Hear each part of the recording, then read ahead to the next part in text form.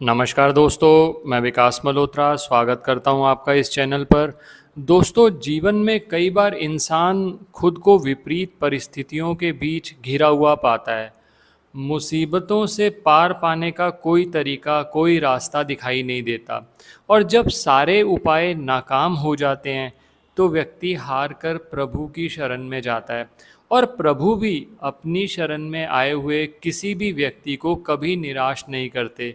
जिस तरह मर्यादा पुरुषोत्तम श्री राम दीनों पर दया करने वाले कृपा के सागर हैं, उसी तरह से उनके भक्त हनुमान जी शरण में आए हुए भक्तों पर अपना स्नेह दिखलाते हैं।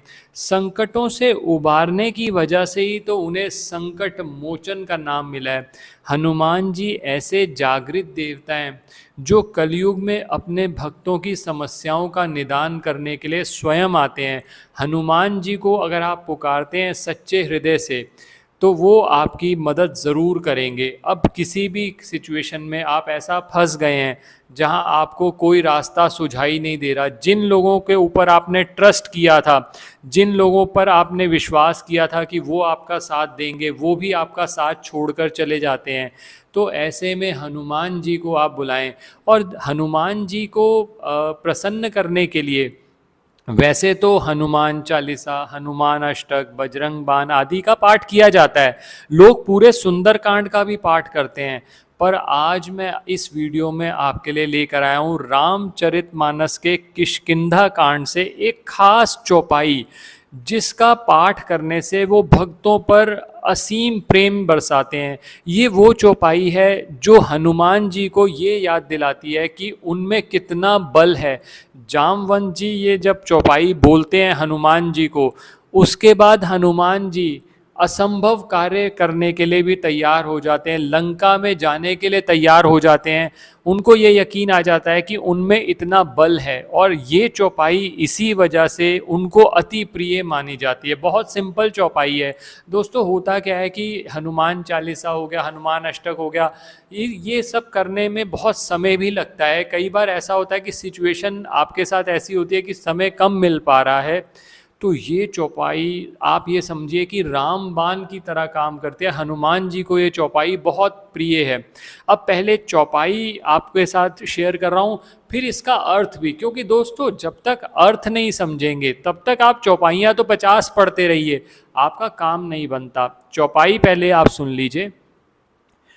पवन तनय बल पवन समाना, बुद्धि विवेक विज्ञान निधाना, कवन सो काज कठिन जग माही, जो नहीं होई तात तुम पाही।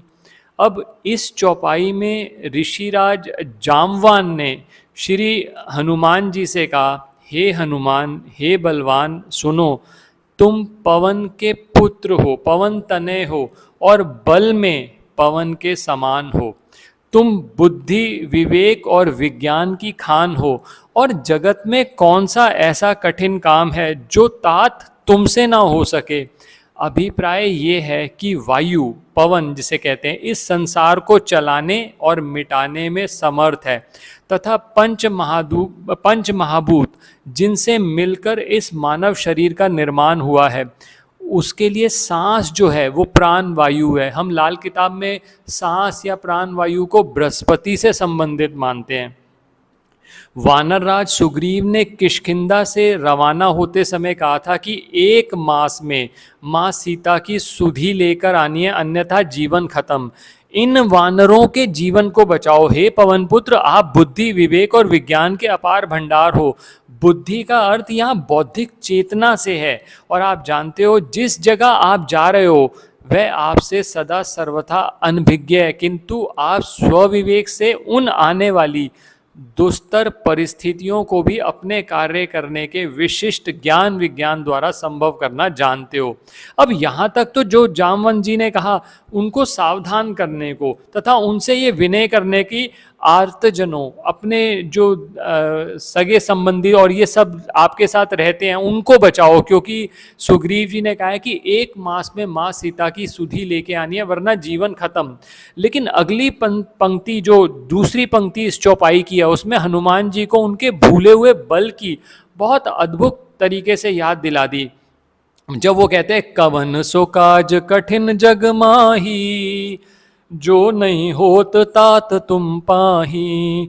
जामवंत जी कहते हैं कि इस जगत में ऐसा कौन सा कार्य है कि जो आपने किया नहीं और आप कर नहीं सकते। बहुत बड़ी बात एक छोटी सी लाइन में पवन पुत्र के विस्मृत बल को जगाने हेतु भावार्थ देखिए कि जिसने पैदा होते ही सूर्य की लीलियो ताही मधुर फल जानू, वह सूर्य को बालपन में बजरंग बली ने बालपन में ही निगल लिया था। आप तो भय से सदा सर्वथा दूर हो, और श्री हनुमान जी एकादश रुद्र के अवतार हैं और भगवान राम के अनन्य भक्त भी। ये बात जामवंत भी जानते थे, सो उन्होंने ये बात कही। इसी के बाद हनुमान जी तैयार हो गए, उनको अपने बल का स्मरण आ गया।